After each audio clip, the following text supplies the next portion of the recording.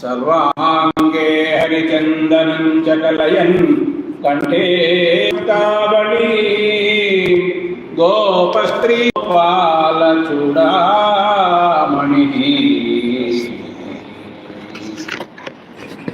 श्रीकृष्ण यदुभूषण नरसखा शृंगार रत्नाकरा लोकद्रोहि नरेन्द्र वंशदहना लोकावना देवतानीक ब्राह्मण गोगणार्तिहरणा निर्वाण संधायका नीकुन् मृग्यदा कृंपवे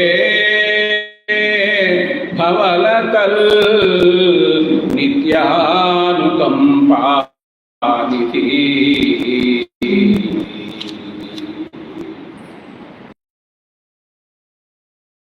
नमो वै ब्रह्मनिधये वासिष्ठाय नमो नमः। गुरुर्ब्रह्मा गुरुर्विष्णुः गुरुर्देवो महेश्वरः गुरु साक्षात् ब्रह्म। तस्मै భాగవత సప్తాహము అనేటువంటి కార్యక్రమాన్ని మన ఆశ్రమంలో మన సత్యానంద మహర్షి వారు స్థాపించినటువంటి ఈ మహిమాన్వితమైనటువంటి ఆశ్రమంలో, అలాగే ఇక్కడ సత్యానంద మహర్షి వారి ఆశీస్సులు, వారి యొక్క తపఃఫలము, సద్గురువు యొక్క అధిష్టాన మందిరం కూడా ఈ మధ్యనే ప్రారంభించబడింది దివ్యంగా భవ్యంగా. అలాంటి సద్గురువులైనటువంటి సత్యానంద మహర్షి వారి దివ్యమైనటువంటి ఆశీస్సులతో ఈ కార్యక్రమాలు జరుగుతూ ఉన్నాయి.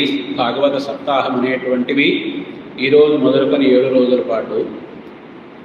అయితే ఈ ఆశ్రమానికి ప్రప్రథమ పీఠాధిపతిగా, అంటే సత్యానంద మహర్షి వారి తరువాత పీఠాధిపతిగా ఉండినటువంటి మహనీయులు బ్రహ్మానంద తీర్థ స్వామివారు. బ్రహ్మానంద తీర్థ స్వామివారు మహనీయులు. ఆయన కాంతా కనకములను జయించినటువంటి వాడని ప్రత్యేకంగా చెప్పవలసినటువంటి అవసరం ఉన్నది. భాగవతోత్తముడు అని ప్రత్యేకంగా చెప్పాలి. ఎందుకంటే ఆయన పోతన భాగవతంలో ఉండేటువంటి పద్యాలన్నింటినీ కూడా కంఠస్థం చేశారు. అంటే ఎంత గొప్పవారు, భాగవత పురాణాన్ని ఎంతగా ప్రచారంలోనికి తీసుకొని వచ్చినారో మనం ఇంత అంత అని వర్ణించలేము. ఆశ్రమ స్థాపకులైనటువంటి సత్యానంద మహర్షి వారు భగవద్గీతను వ్యాప్తిలోకి తీసుకొని వచ్చారు. భగవద్గీతామృత తరంగిణి అనేటువంటి ఒక మహాగ్రంథాన్ని రచించి అంతటా కూడా ఈ ఉభయ తెలుగు రాష్ట్రాలే కాకుండా అప్పుడు సంయుక్త రాష్ట్రంగా ఉండింది. ఆ సంయుక్త రాష్ట్రంలోనూ ఇతరత్రా కూడా ఆ భగవద్గీతను చక్కగా ప్రచారం చేసినటువంటి వారై మన భారతదేశంలో 25 శాఖలు ఈ ఆశ్రమం పక్షాన ఏర్పడ్డాయి. అంటే వారి యొక్క మహిమ, వారి యొక్క తపోబలము అనేటువంటిది మనం తప్పకుండా స్మరించుకోవాల్సినటువంటి అవసరం ఎంతైనా ఉన్నది. అలాగే బ్రహ్మానంద తీర్థ స్వామి వారు మొదటి పీఠాధిపతిగా ఉండినటువంటి వారు కూడా ఈ ఆశ్రమం యొక్క అభివృద్ధికి, ముఖ్యంగా వచ్చేటువంటి భక్తుల యొక్క మనశ్శాంతి అనేటువంటిది ఏ విధంగా కలుగుతుంది అనే దానికి కావలసినటువంటి ఉపదేశాలన్నీ ఇస్తూ ప్రధానంగా భాగవత పురాణాన్ని గురించి చక్కగా విశదీకరించేటువంటి వారు. ఎంతోమంది చేత భాగవత పురాణ ఘట్టములన్నీ కూడా వివరించేటువంటి వారు. వారి ఆరాధన కూడా 8వ ఆరాధన ఇటీవల గత నెల 28వ తేదీ జరిగింది, దివ్యంగా భవ్యంగా. ఆ రోజు కూడా భాగవతం గురించి ప్రత్యేకంగా అనుకోవడం అనేటువంటిది జరిగింది.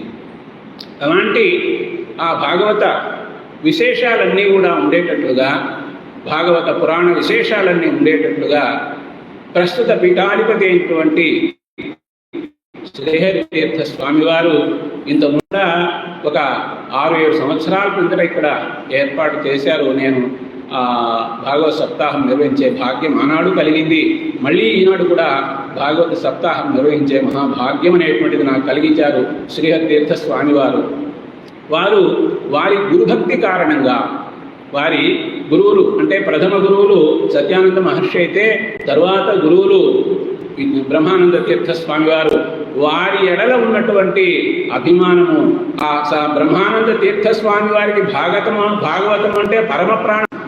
అందువలన భాగవత సప్తాహం అనేటువంటిది వారి యొక్క ఆరాధన సందర్భంగా ఏర్పాటు చేయడం జరిగింది అని కూడా మనం ప్రత్యేకంగా చెప్పుకోవచ్చు. ఆ విధంగా మరి శ్రీ తీర్థస్వామి వారు ఏర్పాటు చేసినందువలన వారు గురువర్యుల యొక్క వారి పాదపద్మములకు ప్రణామములు అనేటువంటివి సమర్పించుకుంటూ ఇక్కడ అన్ని విధాల అన్నిటికీ సహకరిస్తూ ఉన్నటువంటి శ్రీహరి తీర్థస్వామి వారి దగ్గర ఎంతో చనువు నాకు.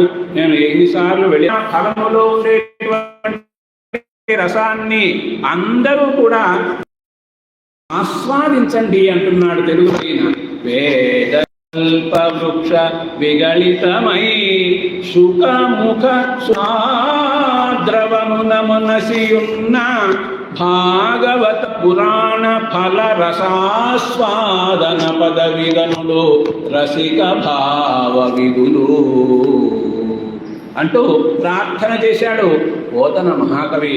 ఎంత గొప్పవాడండి ఈ పోతన మహాకవి! పోతన ఎంత గొప్పవాడు అంటే ఆయన పేరు తలుచుకుంటేనే ఆయనకు నమస్కారం చేయాలని రెండు చేతులు కూడా సిద్ధమవుతాయన్నమాట.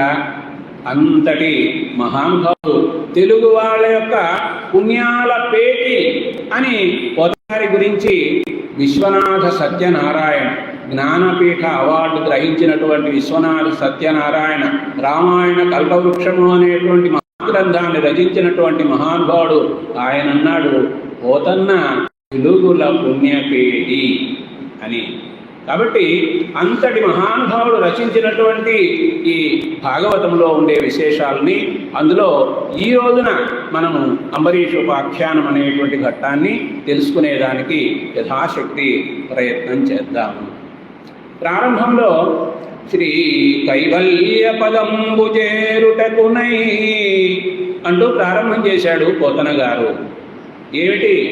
కైవల్యాన్ని చేరుకునేదానికి నేను ఇదిగో కృష్ణ భగవానుడికి నమస్కారం చేస్తూ ఉన్నాను అంటూ కావ్యాన్ని భాగవతాన్ని ఆరంభం చేశాడు పోతన మహాకవి. కాబట్టి ఎవరైతే ఈ భాగవతాన్ని వింటారో, చదువుతారో, రాస్తారో, వినిపిస్తారో, ఈ భాగవత సప్తాహం ఏర్పాటు చేస్తారో వాళ్ళందరికీ కూడా కైవల్యము అనేటువంటిది మరి కరతలామలకము అవుతుంది అనేటువంటి విషయం మనకందరికీ కూడా పోతన గారు తెలియజేస్తూ ఉన్నారు.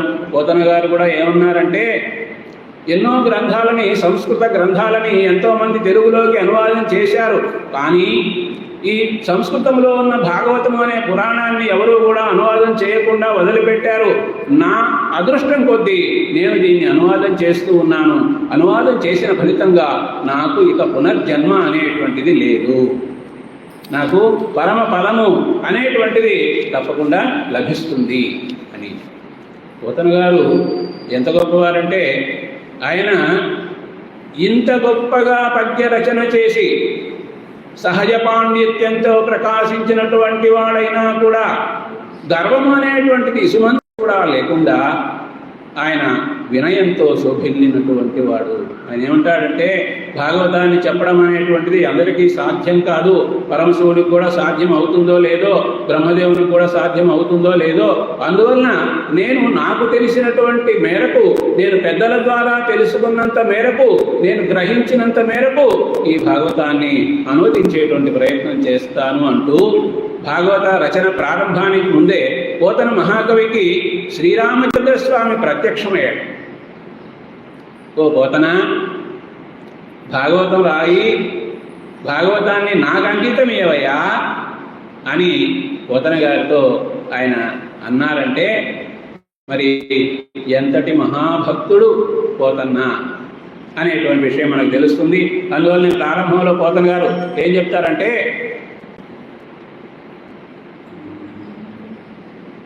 ఈ భాగవతాన్ని నేను రాస్తూ ఉన్నాను కదా, ఎందుకు రాస్తున్నాను?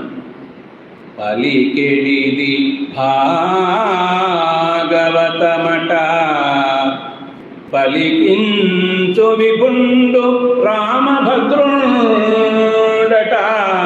పలికించు విభుండు రామభద్రుండట నే పలికిన భవహరమగునట పలికెద వేరుండుగాద పలుకగనేలా నేను పలికేది భాగవతం. భాగవతం అంటే ఏముంటుంది? భగవంతుని యొక్క గుణముల యొక్క కీర్తన ఉంటుంది, గుణగానం ఉంటుంది. అలాగే భక్తుల యొక్క చరిత్రలు, కథలు, పవిత్రమైనటువంటి గాథలు అందులో ఉంటాయి. అయితే నేను పలుకుతున్నానా? కాదు, రామచంద్ర స్వామి నా చేత పలికిస్తూ ఉన్నాడు. అయితే ఈ పలికినందువల్ల ఏమిటి ఫలితము అంటే భవహరము. భవము అంటే ఈ సంసారము, పుట్టుక మరణము, పుట్టుక మరణము, పునరపి జననం పునరపి మరణం పునరపి జననీ జఠరే శయనం ఇహ సంసారే బహు దుస్సారే కృపయా పారే పాహి మురారే భజ గోవిందం భజ గోవిందం గోవిందం భజ మూఢమతే. ఆది శంకరాచార్యుల వారు భజగోవిందం అనే పేరుతో, మోహముద్గరము అనేటువంటి పేరుతో సుమారుగా ఆ శ్లోకాలన్నీ కూడా రాశారు. వాటిల్లో ఆ విధంగా తెలియజేయడం అనేటువంటిది జరిగింది. ఏంటంటే భవసాగరాన్ని తరించాలి అంటే ఏమిటి అంటే భగవంతుని యొక్క సేవ, భక్తి మార్గము అనేటువంటిది.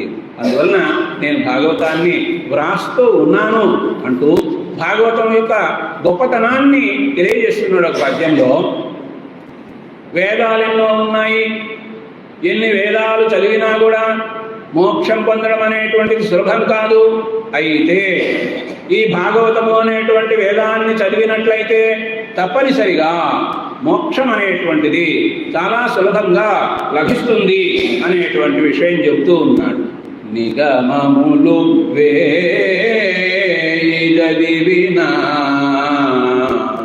సుగమంబులుగావు ముక్తి సుభగత్వంబుల్ సుగమంబు భాగవతమను నిగమంబు పఠింప ముక్తి నివసనము బుధా. ఇంకా కూడా మార్గాలు ఎన్నో ఉన్నాయి భగవంతుని చేరుకునేదానికి.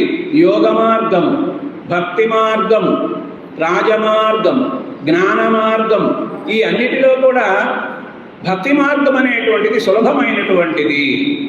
మోక్ష సాధన సామగ్ర్యాం భక్తిరేవ గరీయసి.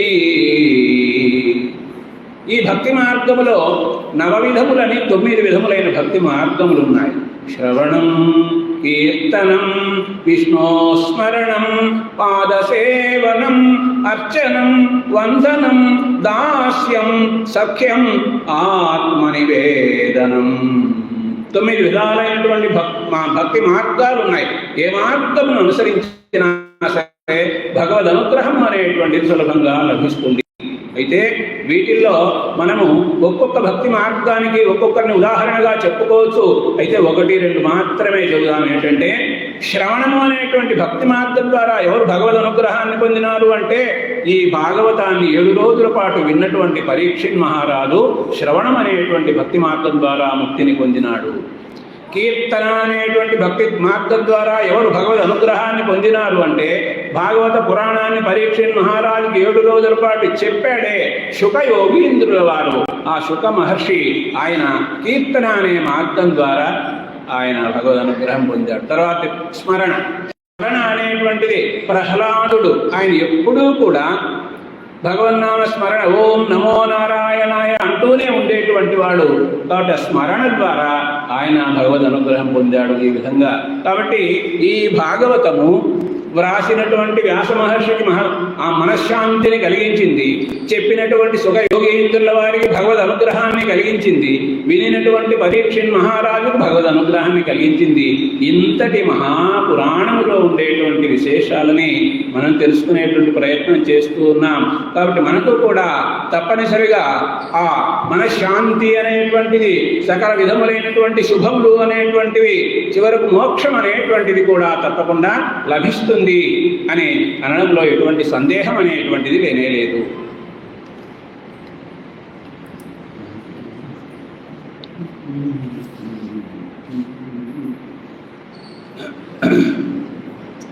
ఇప్పుడు మనం అంబరీషుని కథ అంటే ఎంతోమంది భక్తుల యొక్క కథలు ఉన్నాయి. అన్ని కథల్లో మనం 7 రోజులు కాబట్టి కొన్ని కథలను మాత్రమే చెప్పుకునేటువంటి ప్రయత్నం చేస్తాము. ఇవాళ అంబరీషుని కథ. ఏమిటి అంబరీషుని యొక్క గొప్పతనం అంటే, ఉదయాన్నే ప్రాతస్మరణీయమైనటువంటి భాగవతోత్తములు ఎవరు అంటే ఒక పట్టిక ఇచ్చారు. ఆ పట్టికలో అంబరీష మహానుభావుని మహాభక్తుని యొక్క పేరు ఉన్నది. ఏమిటా పట్టిక, ఏమిటా శ్లోకం అంటే, ప్రహ్లాద, నారద, పరాశర, పుండరీక, వ్యాస, అంబరీష, వ్యాస, అంబరీష, శుక, శౌనక, భీష్మ, దాల్భ్యాన్, రుక్మాంగద, అర్జున, వశిష్ఠ, విభీషణాదీన్ పుణ్యాన్ ఇమాన్ భాగవతాన్, పుణ్యాన్ ఇమాన్ పరమ భాగవతాన్ స్మరామి. భాగవతోత్తములైనటువంటి వారి యొక్క పట్టికలో అంబరీషుడు అనేటువంటి మహానుభావుని యొక్క పేరు అనేటువంటిది ఉన్నది. కాబట్టి ఆ మహనీయుని యొక్క కథను మనం తప్పకుండా తెలుసుకోవాల్సినటువంటి అవసరము ఎంతైనా కూడా ఉన్నది. ఏమంటారంటే, పోతన గారు తాను అనువదించినటువంటి ఈ భాగవతంలో అంబరీషుడు ఒక మహారాజు. ఆయన ఈ భూమండలాన్నంతా కూడా తన రాజ్యంగా చేసుకుని పరిపాలించేటువంటి వాడు.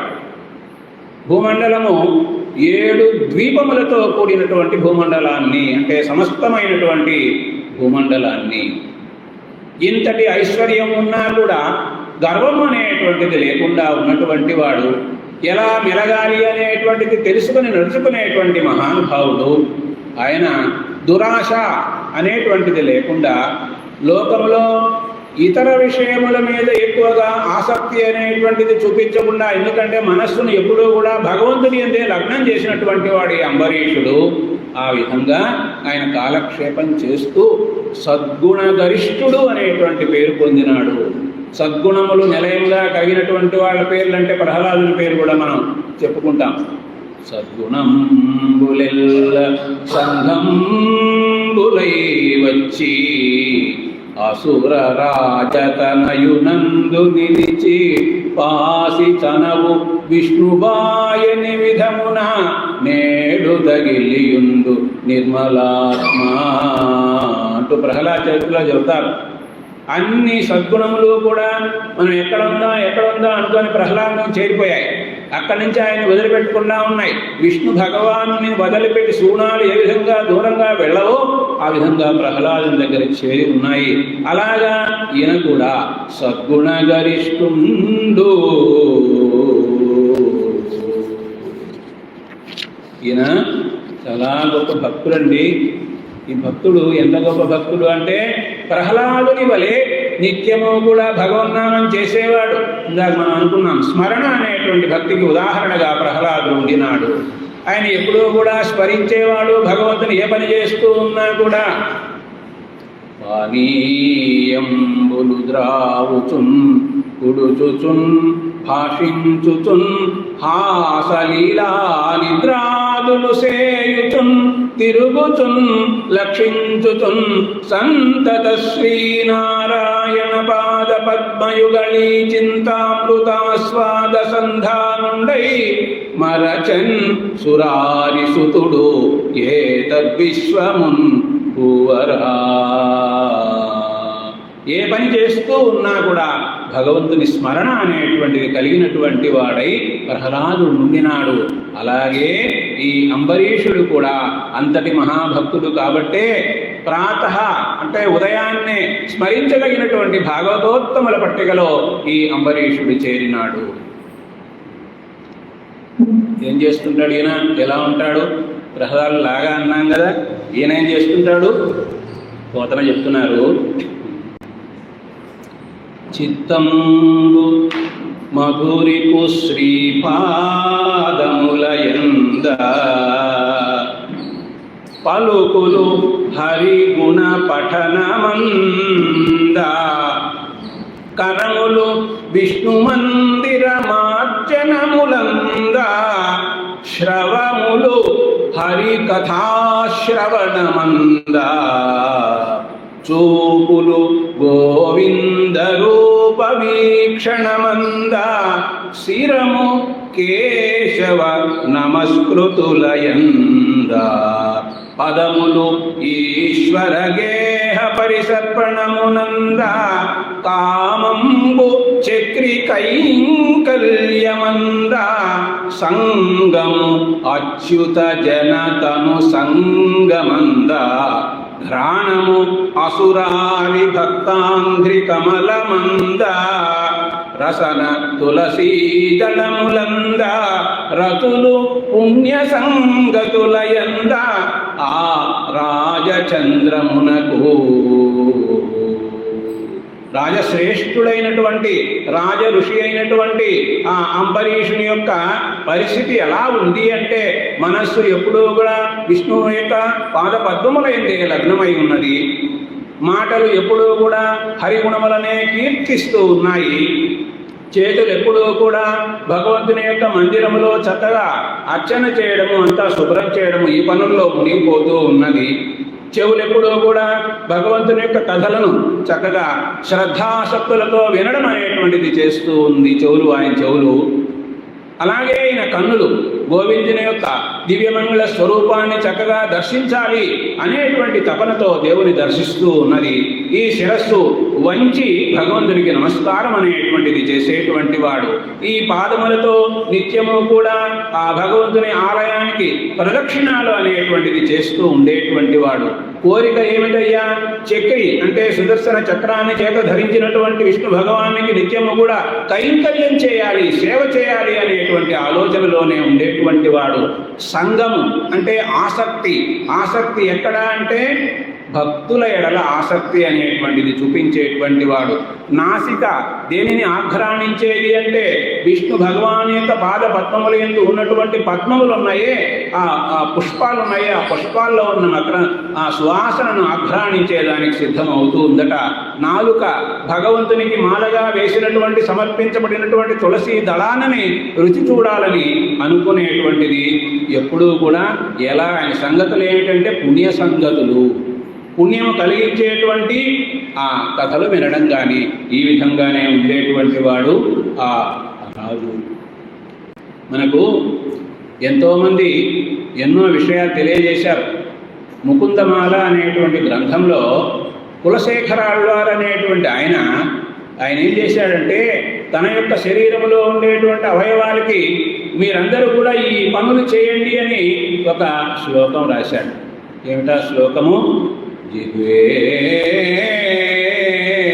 కీర్తయ కేశవం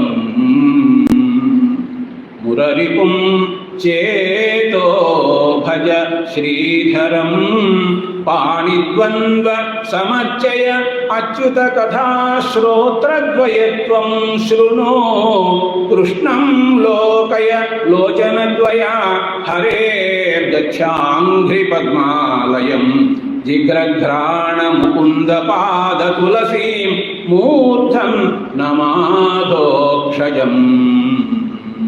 ఇదే భావన, ఇంకేం మార్పేం లేదు.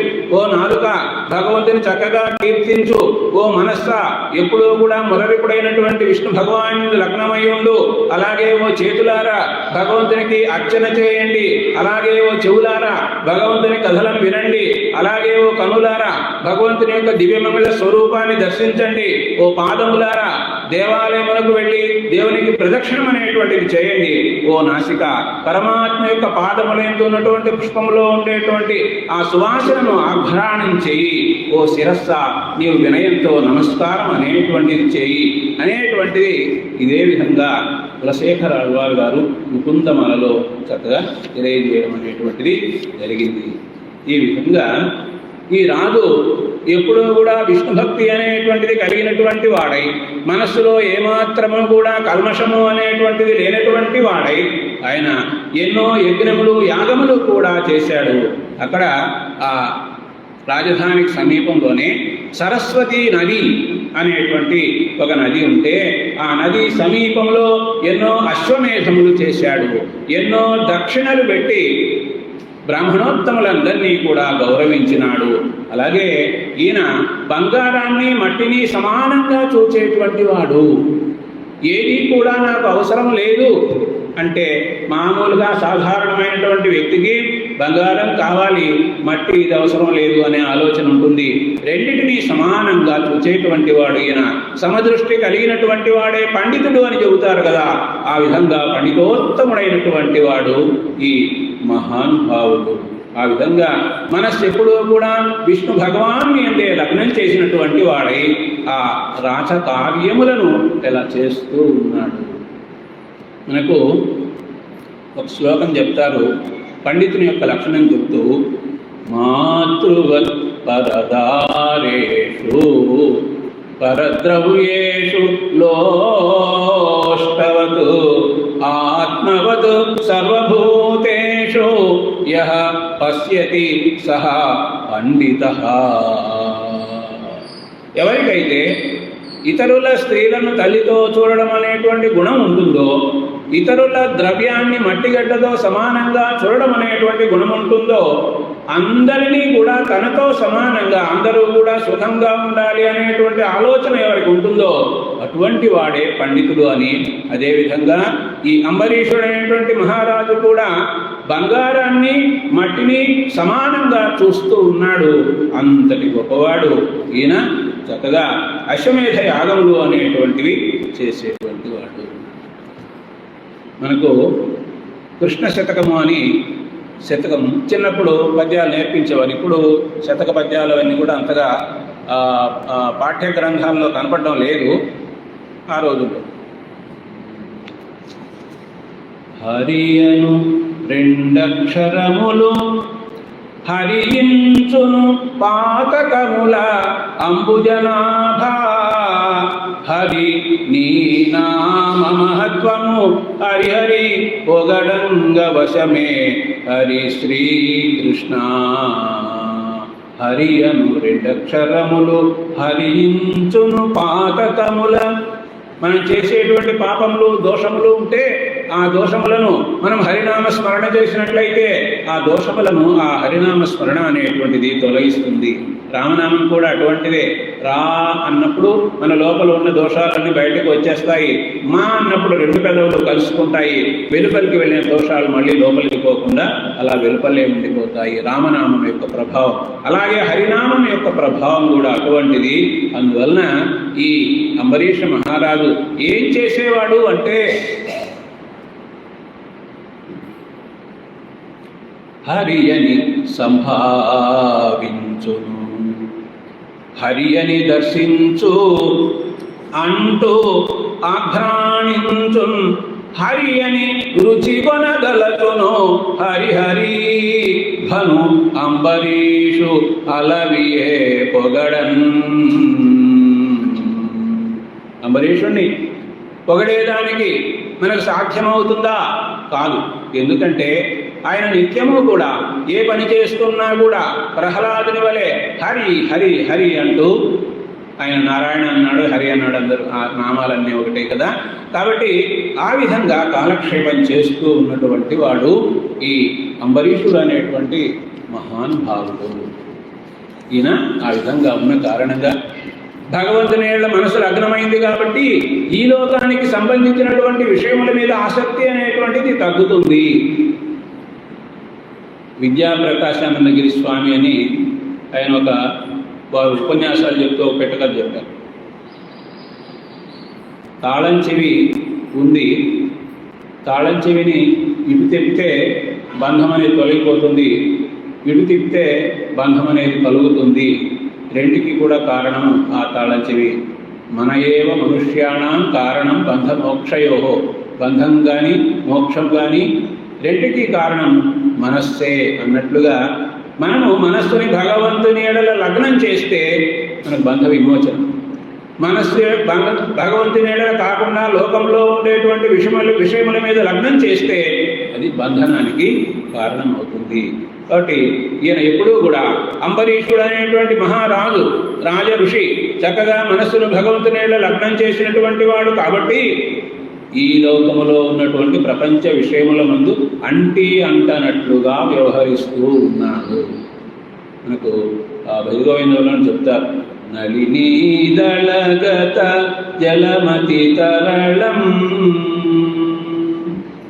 తామరాకు మీద నీటి బొట్టు ఏ విధంగా అంటకుండానే ఉంటుందో ఆ విధంగా మనం కూడా లోకంలో ఉండాలి, కానీ ఎక్కువ ఆసక్తి అనేటువంటిది లేకుండా ఉండాలి అని. ఆ విధంగానే ఈ మహానుభావుడు అంబరీషుడు భగవంతుని మనస్సు లగ్నం చేసినటువంటి వాడై కాలక్షేపం చేస్తూ ఉన్నాడు. ఇలాంటి ఈయనకు ఇల్లాలు కూడా తగినటువంటిదే. ఆమె సహధర్మచారిణి అనేటువంటి పదానికి అంటే భర్తతో కలిసి ధర్మాన్ని చక్కగా ఆచరించేటువంటిది అని అందరూ కూడా ప్రశంస చేసేటువంటి వారు. ఈ విధంగా ఈయన ఇంత గొప్పగా ధర్మ కార్యక్రమాలను నిర్వహిస్తూ విష్ణు భగవాను యందు సంపూర్ణంగా మనస్సు లగ్నం చేసి ఉన్నాడు. కాబట్టి విష్ణు భగవానుడు ఏం చేశాడంటే తన యొక్క సుదర్శన చక్రాన్ని ఆయనకి ఇచ్చాడు. నేను ఎప్పుడు ఇది కాపాడుతూ ఉంటుందని ఆ సుదర్శన చక్రాన్ని ఆయన పూజామంత్రంలో పెట్టుకొని చక్కగా పూజ చేస్తూ ఉండడం అనేటువంటిది జరుగుతుంది.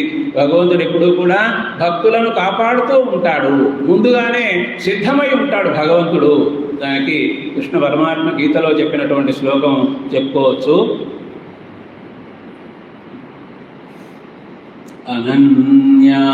అనన్యాశ్చింతయంతో మాం ఏ జనా పర్యుపాసతే తేషాం నిత్యాభియుక్తానాం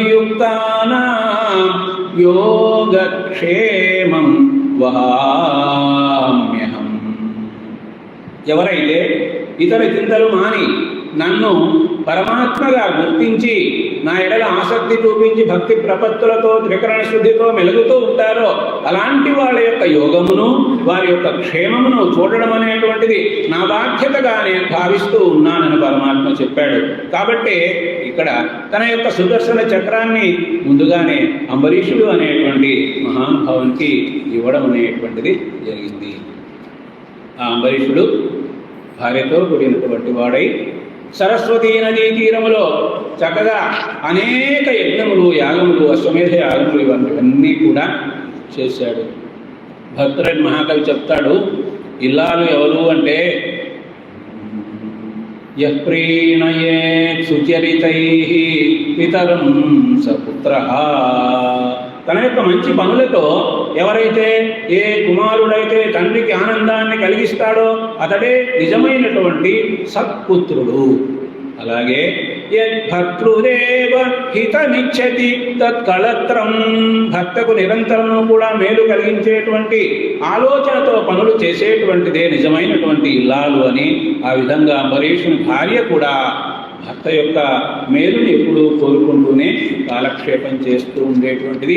అలాంటి ఆ రాజు ఏం చేశాడు అంటే ద్వాదశి వ్రతము అనేటువంటి ఒక వ్రతాన్ని ఆచరించాలని అనుకున్నాడు. ఈ వ్రతము కార్తీక మాసములో ఏకాదశి తిథి నుండి ప్రారంభమవుతుంది. మరి ఈ రాజు ఏం చేశాడంటే సంవత్సర కాలం వ్రతం చేయాలనుకున్నాడు. కాబట్టి కార్తీక మాసంలో ఏకాదశి నాడు ప్రారంభం చేశాడు. ఆ తర్వాత మళ్ళీ ఒక సంవత్సర కాలం తర్వాత కార్తీక మాసంలో ద్వాదశి తిథి ప్రక్కన ద్వాదశి తిథి వచ్చినట్టు ముగిసే విధంగా ఆయన ఆలోచించుకున్నాడు. ఆ విధంగా ఆయన ఏం చేశాడంటే కాళింది జలములను కూడా తీసుకొని వచ్చి, కాళింది జలం యమునా నది, ఆ యమునా నదిలో చక్కగా స్నానం చేసినటువంటి వాడై దాని ప్రక్కనే ఒక వనం, మధువనము అంటారు, ఆ మధువనంలో ఉన్నటువంటి వాడై అక్కడ విష్ణు భగవాన్ యొక్క విగ్రహాన్ని పెట్టి అనేక విధములైనటువంటి అభిషేకములు, క్షీరాభిషేకము, పుష్పాభిషేకము, తైలాభిషేకము, ఇలా అనేక విధములైనటువంటి అభిషేకములన్నీ చేశాడు. దాన్నే మహాభిషేకము అంటారు. ఆ విధంగా చేసి ఆ తరువాత ఏ వ్రతం చేసినా, ఏ పూజ చేసినా, ఏ యజ్ఞం చేసినా చివరలో దానము చేయాలి, ధర్మము చేయాలి, అన్నదానము చేయాలి, బ్రాహ్మణోత్తములను సంతోషపెట్టాలి.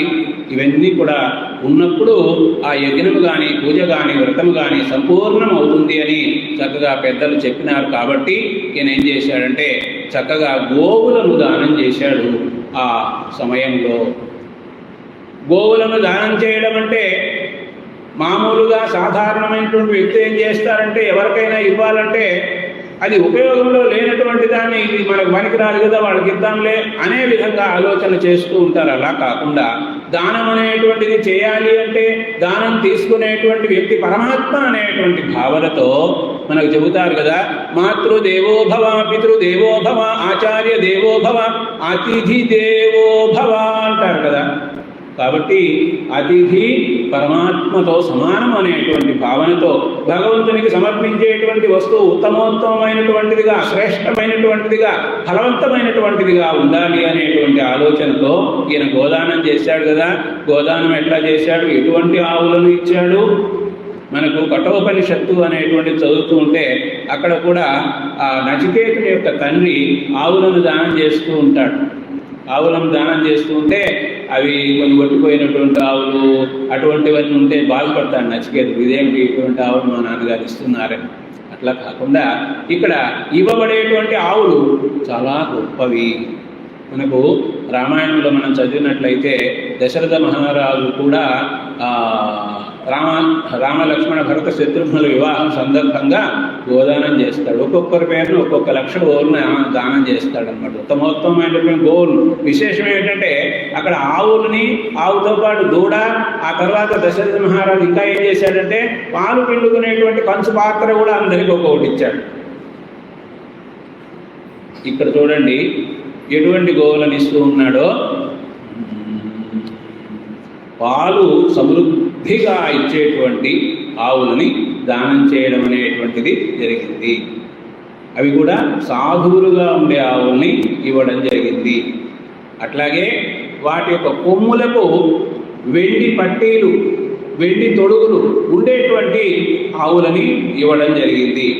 ఆయన 600 కోట్ల ఆవులను అటువంటి వాటిని దానం చేశాడు. మనము తైత్తిరీయ ఉపనిషత్తు గమనించినట్లయితే అక్కడ దానం గురించి చక్కగా తెలియజేశారు. గురువు చెప్తాడు శిష్యుడికి ఆ సమయంలో దానం ఎట్లా ఇవ్వాలి అంటే శ్రద్ధయా దేయం, అశ్రద్ధయా అదేయం, భియాదేయం, హ్రియాదేయం. శ్రద్ధగా దానం చేయాలి, అశ్రద్ధతో దానం చేయకూడదు. అలాగే నేను ఈ కొంచెం మాత్రమే ఇవ్వగలుగుతున్నానని సిగ్గుపడుతూ దానం చేయాలి, భయపడుతూ దానం చేయాలి, భక్తితో దానం చేయాలి అని అక్కడ చెప్పడం జరిగింది. కాబట్టి ఇక్కడ కూడా ఈ మహానుభావుడు అంబరీషుడు రాజ ఋషి గోవులను 600 కోట్ల గోవులను అలా దానం చేశాడు. మరి ఉత్తమమైనటువంటి మనస్సు కలిగినటువంటి వాడు కాబట్టి దానం అనేటువంటిది చేస్తేనే ఈ చేతికి అది నిజమైనటువంటి అలంకారం అవుతుంది. చేతికి నిజమైన అలంకారము. చెవికి అలంకారం ఏమిటి? శాస్త్రములను, కథలను, భగవంతుని గుణములను వినడము. శ్రోత్రం శృతేనైవ న కుండలేనా. చెవులకు కుండలం పెట్టుకుంటే అలంకారం అనుకుంటారేమో, కాదు. గొప్ప గొప్ప విషయాలని గురువుల దగ్గర శాస్త్రముల్లో విషయాన్ని తెలుసుకుంటే వింటే ఆ మాటలే నిజంగా చెవులకు ఆభరణాలు. దానేన పాణి నతు కంకణేన, దానం చేయడం ద్వారా ఈ చేతికి నిజమైనటువంటి అలంకారం అనేటువంటిది ఉంటుందని భావించాలి, కానీ కంకణాలు ధరిస్తే అలంకారం అనేటువంటి ఆలోచన చేయకూడదు. అలాగే పరోపకారం అనేటువంటిది చేస్తే ఈ శరీరములకు నిజమైనటువంటి అలంకారం అని మహాత్ములందరూ కూడా భావిస్తూ ఉంటారు. దానం అనేటువంటిది మనకున్నటువంటి దానిలో లేని వాళ్లకు కొంత దానం అనేటువంటిది తప్పకుండా చేయాలి. భజగోవిందంలో కూడా చక్కగా ఆదిశంకరాచార్యుల వారు చెప్తారు, గేయం గీతా నామ సహస్రం ధ్యేయం శ్రీపతి రూపమజస్రం నేయం సజ్జన సంగే చిత్తం దేయం దీనజనాయ చ విత్తం. ఏమిటి ఇందులో సారాంశం అంటే, భగవద్గీతను చదవండి. భగవంతుని నామ సహస్రం ఉంది కదా, విష్ణునామ సహస్రం, లలితా సహస్రం, లక్ష్మీ సహస్రం, ఇట్లా ఆ నామాలనేటువంటివి చదవాలి. అలాగే భగవంతుని యొక్క రూపాన్ని మనస్సులో ధ్యానించుకోవాలి. అలాగే సజ్జనులతో సహవాసము అనేటువంటిది చేయాలి. అలాగే ఎవరైతే దీనులైన వాళ్ళు ఉంటారో, కష్టంలో ఉన్నటువంటి వాళ్ళు ఉంటారో అలాంటి వాళ్ళకి దానం చేయాలి, మన దగ్గర ఉండేటువంటి వస్తువును ఇవ్వాలి అంటూ భజగోవిందంలో చెప్పడం అనేటువంటిది జరిగింది. అందువలన ఈ రాజు ఆ విధంగా గోదానం చేశాడు, అన్నదానం చేశాడు. అన్నదానం కూడా అన్ని విధములైనటువంటి రుచులతో షడ్రసోపేతమైనటువంటి భోజనం అంటారే, ఆ విధంగా అటువంటి భోజనము వచ్చినటువంటి వాళ్ళందరికీ కూడా పెట్టి ఆ తర్వాత తాను భుజించాలి అని ఆలోచన చేస్తూ ఉన్నాడు. వచ్చిన వాళ్ళందరికీ భోజనం పెట్టి, అంటే అంతవరకు 3 రోజులు ఉపవాసం ఉన్నాడు. 3 రోజుల ఉపవాసం తర్వాత భోజనం చేయడం అనే దాన్ని పారణ అంటారు. వ్రతములకు సంబంధించి పారణ అంటారు. ఆ పారణ చేసేదానికి సిద్ధంగా ఉంటే ఆ సమయంలో అక్కడికి ఒక మహర్షి వచ్చాడు. ఆ మహర్షి పేరు దుర్వాసుడు. మనకు ఈ దుర్వాసుడు అనేటువంటి పేరు వినగానే ఈయన ఎప్పుడు కూడా చాలా కోపంతో ఉంటాడు అనేటువంటి విషయం మనకందరికీ కూడా గుర్తొస్తూ ఉంటుంది. అయితే ఆయన ఎంత గొప్పవాడు అంటే, వేదాలన్నీ చక్కగా చదివినటువంటి వాడు, గొప్పగా తపస్సు అనేటువంటిది చేసినటువంటి వాడు, యోగము అనేటువంటిది చక్కగా తెలుసుకొని యోగాభ్యాసం చేసినటువంటి వాడు, సూర్యుని వలె తేజస్సుతో ప్రకాశించేటువంటి వాడు, అటువంటి మహానుభావుడు అక్కడికి వచ్చాడు. పోతన మహాకవికి శబ్దాలంకారం అంటే చాలా ఇష్టం. అక్షరాలు వచ్చిన అక్షరాలే మళ్ళీ రావడం, అంత్యానుప్రాస అంటే చాలా ఇష్టం. ఇక్కడ చూడండి, దుర్వాసుడు వచ్చాడు అని చెప్పేదానికి ఎలా కందపద్యంలో ఎలా చెప్తున్నాడంటే,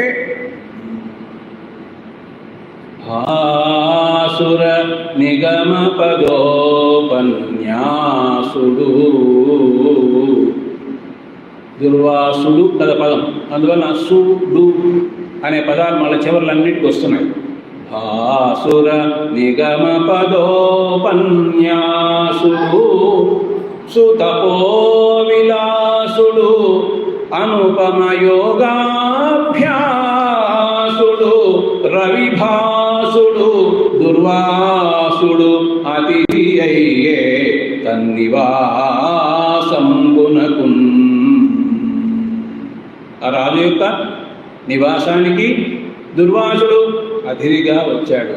ఎవరు అతిథిగా వచ్చినా అతిథి దేవో భవ అనేటువంటి భావంతో ఆ రాజు గౌరవించేటువంటి వాడు కాబట్టి వస్తూ ఉంటే మహర్షిని చూచి తాను కూర్చొని ఉన్నటువంటి వాడు నిలబడి ఆయనకు గౌరవం ఇచ్చి ఎదురుగా వెళ్ళి స్వాగతం చెప్పి నమస్కారం చెప్పి, అయ్యా భోజనం చేయండి అంటే, అలాగే నేను భోజనం చేస్తాను, అయితే భోజనానికి ముందు నేను నదీ స్నానం చేసి వస్తాను అని అక్కడి నుంచి బయలుదేరి దగ్గరలో ఉన్నటువంటి యమునా నది, దాన్నే కాళిందీ నది అంటారు, ఆ కాళిందీ నదికి వెళ్ళడం అనేటువంటిది జరిగింది. అయితే ఆయన కాళింది నదిలో స్నానం చేస్తూ అలా ధ్యానంలో అలాగే ఉండిపోయాడు. ఆయన కూడా చక్కగా భగవన్నామం ధ్యానం చేసేటువంటి వాడు కాబట్టి అలాగే అక్కడ ఉండిపోయాడు. అలాంటి సమయంలో ఇప్పుడు వ్రతములకు కొన్ని నియమాలు ఉంటాయి. ద్వాదశి వ్రతం చేస్తూ ఉన్నాడు కదా, ఈ ద్వాదశి వ్రతములో నియమం ఏమిటి అంటే ద్వాదశి తిథి వచ్చే లోపల ఉపవాసమును ముగించేటువంటి పారణ పూర్తి చేయాలి. అయితే ఇక్కడ ధర్మ సందేహం ఏమిటి? దుర్వాస మహర్షిని అతిథిగా ఆహ్వానించాము, ఆయన భోంచేసిన తర్వాత మనం భోంచేయాలని రాజుగారి ఆలోచన. అయితే దుర్వాసుడు రాలేదు, ఎప్పుడు వస్తాడో తెలియదు, ఎంతసేపటికి వస్తాడో, ఈ ద్వాదశి తిథులు అనేటువంటివి గడిచిపోతాయేమో అనేటువంటి సందేహం కలిగింది. ఏం చేయాలి? ఇప్పుడు ధర్మ సంకటము అనేటువంటిది కలిగినప్పుడు మనకు ధర్మ సంకటాన్ని తొలగిస్తూ సరి అయినటువంటి ఉపాయాన్ని తెలియజేసేటువంటి వాళ్ళు గురువులు. కాబట్టి పురోహితులను గురువులను పిలిపించి, అయ్యా ఏం చేయాలి? ఇప్పుడు సమయం కూడా చాలా కొద్దిగా ఉంది, అర్ధ ముహూర్త సమయం మాత్రమే ఉంది. ముహూర్తం అంటే 48 నిమిషాలు అనుకుంటాను, కాబట్టి అర్ధ ముహూర్తం అంటే 24 నిమిషాల సమయం మాత్రం ఉన్నది. ఆయన వచ్చే జాడ కనిపించడం లేదు. ఏం చేయాలి? ఓ మీరు బ్రాహ్మణోత్తములారా, మీరు పురోహితులారా తెలియజేయండి అంటే వాళ్ళు అన్నారు, నిజమే ధర్మ సంకటం అనేటువంటిది వచ్చింది. ఇలాంటి ధర్మ సంకటం వచ్చినటువంటి సమయంలో ధర్మ సూక్ష్మము అనేటువంటిది పెద్దలు చెబుతారు. మనకి కౌశికుడు అనేటువంటి ఒక బ్రాహ్మణుడు, ఆయన ఒక పతివ్రత ఇంటికి వెళ్ళి భిక్షాందేహి అని అడుగుతాడు. ఆమె భిక్ష వేసేదానికి సిద్ధమవుతుంటే వాడు భర్త వస్తాడు. భర్త వస్తే భర్తకు సేవ చేసి తర్వాత నిదానంగా తీసుకుపోతుంది భిక్షను. అప్పుడు ఆయన కోపంగా చూస్తాడు. కోపంగా చూస్తే ఆమె అంటుంది, నువ్వు కోపంగా చూస్తే మాడి కింద పడిపోయేదానికి నేనేమన్నా దొంగనా అని. అంటే అంతకుముందు జరిగినటువంటి సమయము 3 కాలంలోని విషయములు కూడా పతివ్రత శిరోమణి అయినటువంటి ఆమెకి తెలిసినాయి. ఆయన అడుగుతాడు, నేను అతిథిని, నాకు భిక్ష వేయాలి కదా, ఇది ధర్మం కదా, ఎందుకు ఈ ధర్మం తప్పావంటే అతిథికి భిక్ష వేయాల్సిన ధర్మం అవుతుంది, భర్త వస్తే భర్తకు సేవ చేయాల్సిన ధర్మం అవుతుంది. అతిథి సేవా ధర్మము పతి సేవా ధర్మం రెండు ఒకేసారి వచ్చినప్పుడు ప్రాధాన్యత దేనికి అంటే పతి సేవా ధర్మానికి ప్రాధాన్యత. ఇటువంటి ధర్మాలు నీకు, ధర్మ సూక్ష్మాలు నీకు తెలియవయ్యా, అందువల్ల నీవు వెళ్ళి మిథునాలగరంలో ధర్మవ్యాధుడు అనేటువంటి మహానుభావుడు ఉన్నాడు, ఆయన దగ్గరికి వెళ్ళి ధర్మాలు తెలుసుకో అని చెప్పడం జరుగుతుంది. కాబట్టి ధర్మ సంకటము అనేటువంటిది ఏర్పడినప్పుడు మనము గురువులను, పురోహితులను, పెద్దలను అడిగి ఉపాయం అనేటువంటి తెలుసుకోవాలి. కాబట్టి అప్పుడు ఆయన మహారాజు అక్కడ ఉన్నటువంటి పురోహితులను అడిగితే ఆ పురోహితులు చెబుతారు ఏమిటి అంటే, అయ్యా రాజా, ఇప్పుడు ఆ దుర్వాస మహర్షి రాకముందే భోంచేస్తే దోషం, ఆయన వచ్చిన తర్వాత భోంచేద్దామంటే ఆలస్యం అవుతుంది. కాబట్టి ద్వాదశి తిథి వెళ్ళిపోయిన తర్వాత భోంచేస్తే వ్రత నియమములకు భంగం అవుతుంది. అందువల్ల మీకు ఏం చేయవచ్చు ఇప్పుడు అంటే భగవన్నామ స్మరణ చేస్తూ మంచినీరు త్రాగవయ్యా. మంచినీరు త్రాగినట్లయితే భోజనం చేసిన ఫలితము వస్తుంది, భోజనం చేయని ఫలితము వస్తుంది, 2 ఫలితాలు వస్తాయని ఆ పురోహితులు, ధర్మశాస్త్రం తెలిసినటువంటి వారు, సూక్ష్మ ధర్మాన్ని తెలియజెప్పగలిగినటువంటి వారు వివరించారు. అందువలన ఆయన ఏం చేశాడు, మంచి తీర్థం తీసుకున్నాడు. భగవన్నామ స్మరణ చేస్తూ ఆయన ఆ తీర్థం తీసుకున్నందువల్ల పారణ చేసినటువంటి ఫలితం వచ్చింది. ఆ తర్వాత అందరూ కూడా వ్యక్తమైపోయింది కాబట్టి ఎవరిపాటి వాళ్ళు విప్రోత్తములందరూ కూడా అక్కడి నుంచి కదలి వెళుతూ ఉంటే వీళ్ళు కొంత దూరం వెళ్ళేసరికి వీళ్ళకి ఎదురొస్తూ ఉన్నాడు దుర్వాసుడు. దుర్వాసుడు చూశాడు, ఏమిటి వీళ్ళందరూ వచ్చేస్తూ ఉన్నారే, వస్తూ ఉన్నారంటే వీళ్ళు భోజనాలు అయిపోయినాయి, రాజుగారు కూడా పాలన చేసినట్టున్నాడు, నాకు భోజనం పెడతానని ముందుగా చెప్పి నాకు భోజనం పెట్టకుండానే రాజు పాలన చేశాడు అంటే అధర్మం చేసినట్లే కదా, అధర్మం చేసినటువంటి రాజుని నేనేం చేస్తానో చూడు అంటూ కోపంతో పండ్లు పటపటా కొడుకుతూ అక్కడికి అంబరీషుని దగ్గరికి వచ్చాడు. వచ్చి నీవు ఈ విధంగా అధర్మం అనేటువంటిది చేశావు కాబట్టి నేను నీకు తగినటువంటి ఫలితాన్ని ఇస్తున్నాను. ధర్మము చేస్తే పుణ్యము, అధర్మం చేస్తే పాపము. కాబట్టి ఆయన ఏమంటున్నాడంటే వెంటనే తన జటలలో ఒక జటను తీసి దానిని మంత్రించి కృత్య అనేటువంటి భయంకరమైనటువంటి రాక్షసిగా సృష్టించి అంబరీషుని మీదకి వెళ్ళు, ఇతని మింగేయి అన్నట్లుగా అంబరీషుని మీదకి పంపిస్తే ఆ కృత్య అనేటువంటి ఆ శక్తి భయంకరమైనటువంటి స్వరూపంతో అగ్నిజ్వాలను క్రక్కుతూ ఉన్నటువంటిది అంబరీషుని మింగేదనిక అన్నట్టు రాబోతూ ఉంటే అంబరీషుడు ఏమాత్రం కూడా భయపడలేదు. ఎందుకు అంటే నేను విష్ణు భగవానుని సంపూర్ణంగా త్రికరణ శుద్ధిగా నమ్మి ఉన్నాను కాబట్టి నన్ను ఆ భగవంతుడే కాపాడుతాడు అని ఆయన ఏమాత్రము ఉన్న స్థలం నుంచి ఒక్క అడుగు కూడా వెనక్కి వేయలేదు. చిరునవ్వుతోనే ఉన్నాడు, ఆనందంగానే ఉన్నాడు. అలాంటి ఆ సమయంలో ఇంతకు ముందే భక్తులను కాపాడేదానికి భగవంతుడు ఇచ్చినటువంటి అంబరీషునికి ఇచ్చినటువంటి సుదర్శన చక్రం ఏదైతే ఉందో ఆ సుదర్శన చక్రం వచ్చింది. ప్రళయాగ్ని వలె మీదికి వస్తూ ఉన్నటువంటి ఆ కృత్య అనేటువంటి ఆ శక్తిని, ఆ రాక్షసిని దహించి వేసింది. అంత మాత్రమే కాదు, ఎవరైతే ఆ కృత్యను ప్రయోగించారో ప్రయోగించినటువంటి ఆ దుర్వాసుని మీ వైపుగా వెళుతూ ఉంది. దుర్వాసుడు ఎంతో గొప్పవాడు కదా, వేదాలు చదివినటువంటి వాడు, తపస్సు చేసినటువంటి వాడు, యోగం చేసినటువంటి వాడు, ఇంత చేసినటువంటి వాడైనా భగవంతుని త్రికరణ శుద్ధిగా నమ్మలే.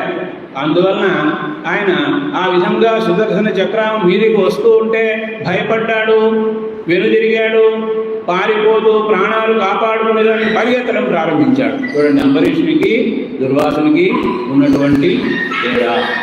కాబట్టి ఆయన పారిపోతూ ఉంటే ఆయన్ని వెంబడించింది ఈ సుదర్శన చక్రము అనేటువంటిది. ఆయన ఎటు వెళుతూ ఉంటే సుదర్శన చక్రం అటు వెళుతూ ఉంది. ఏమాత్రము కూడా అవకాశం అనేటువంటిది లేకుండా భయపడుతూ పారిపోతూ ఉన్నాడు. నన్ను ఎవరు కాపాడుతారో అని ఆలోచన చేస్తూ ఉన్నాడు. ఎక్కడికి వెళ్ళినా వెంటబడి వస్తూ ఉంది.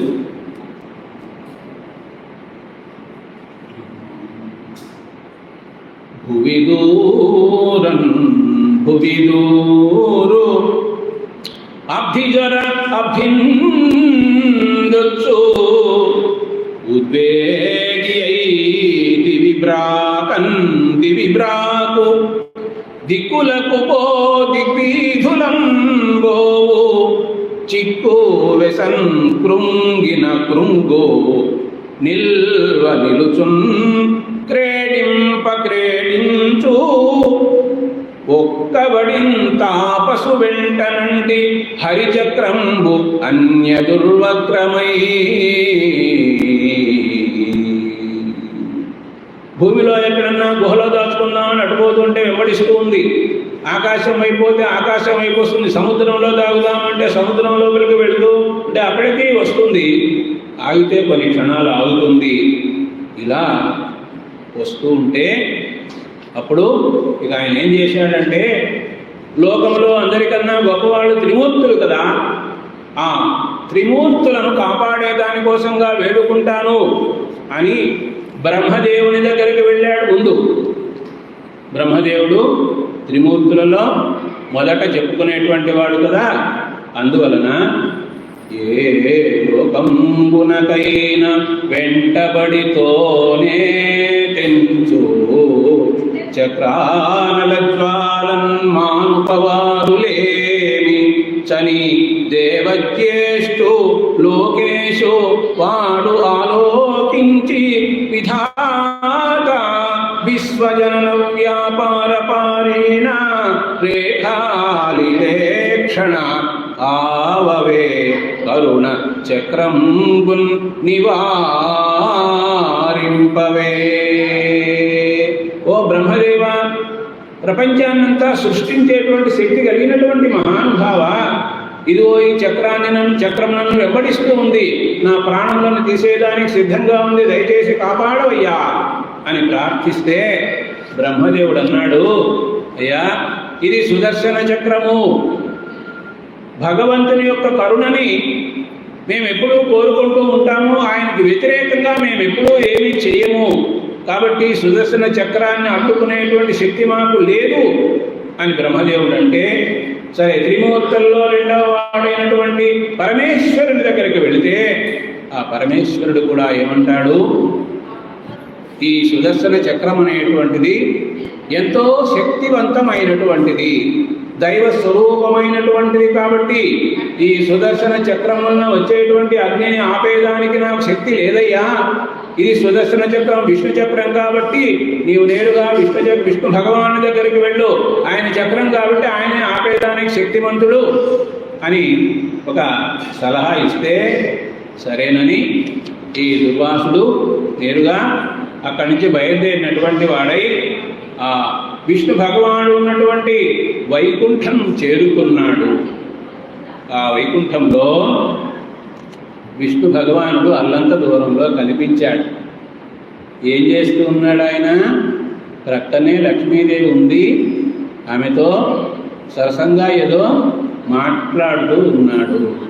మనము గజేంద్ర మోక్షణ కథలో కూడా మనం గమనించినట్లయితే అప్పుడు ఈ గజేంద్రుడు కుజో మొర్రో అని బాధపడుతూ ఉంటే ఆ విష్ణు భగవానుడు వింటాడు.